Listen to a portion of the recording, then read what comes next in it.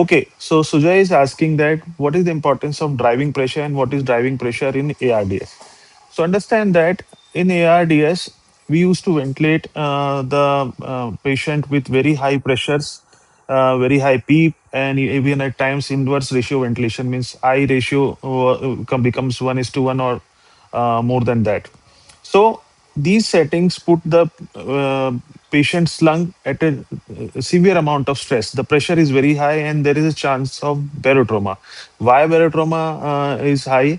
Because the ARDS technically is non-homogeneous, means there are some alveoli which are very much stiff, while some alveoli which are normal. So this amount of pressure can be injurious to the normal alveoli, and they can rupture, and this can cause barotrauma. So to prevent the barotrauma, with such high pressures we are ventilating in ARDS, we used to see a parameter which was called the plateau pressure, which is also known as alveolar pressure. So how do you calculate the alveolar pressure? You put an inspiratory pause button on the ventilator, and then you can see the plateau pressure coming upon the ventilator, and technically it should be less than 30. Now this still holds true, but there is a more defined criteria, defined parameter which can help in preventing the barotrauma, which is driving pressure. So, how do you calculate the driving pressure? The simplest way of doing it is plateau pressure minus PEEP. And this value, this is the driving pressure, and it should be less than 14. This is a dictum.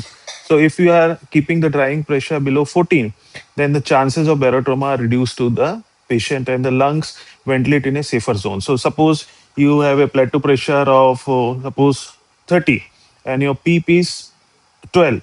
So the driving pressure becomes 18. So still it is high. You need to adjust the setting so that the driving pressure becomes less than 14. So the chances of barotrauma are very less in this particular patients.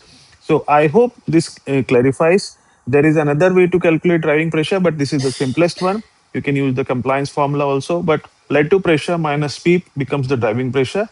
Whenever you are ventilating the patient on ARDS, always check these parameters. Simply check the inspiratory pause. When you give the inspiratory pause, you will get the plateau pressure, and from that minus the PEEP, that value should come down to 14 or less than 14. I hope this was helpful. Do read more about it. Thank you.